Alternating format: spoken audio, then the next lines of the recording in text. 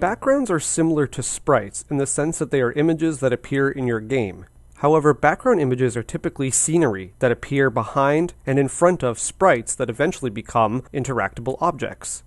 Backgrounds and foregrounds are not typically interactable objects.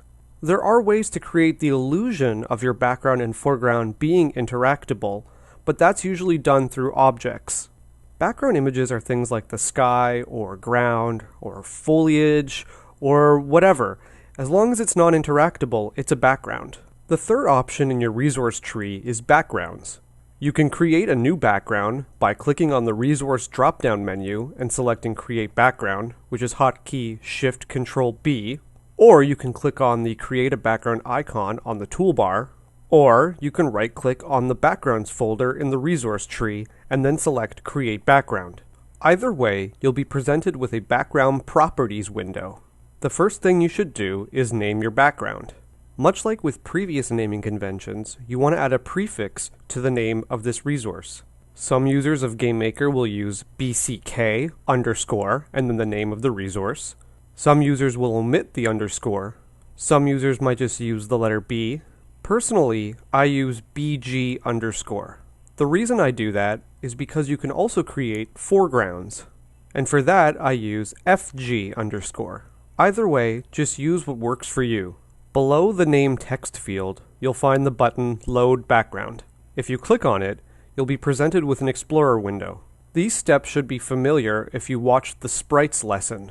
In this window, you can navigate and select an image you already have on your computer. The supported file types are GameMaker backgrounds, bitmap files, GIF or GIF images, JPEGs, and PNGs. Personally, I prefer PNGs because they can hold a transparency channel and they have lossless color. Once you find the image you want to use, you can check the Show Preview box to see a preview of your image. Below it, you'll find the size in pixels.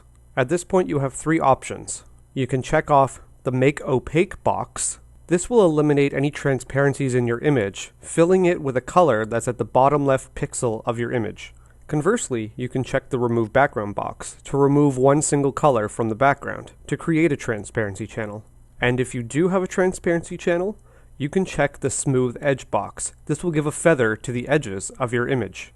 Once you're satisfied with the look of your image, you can click the Open button. Back in the Background Properties window, below the Load Background button, you'll see the button Edit Background. Clicking on it will bring up the image editor.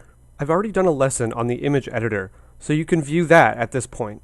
Below the Edit Background button, you'll see the width and height of your background in pixels. The checkboxes below your width and height are for more intermediate and advanced use.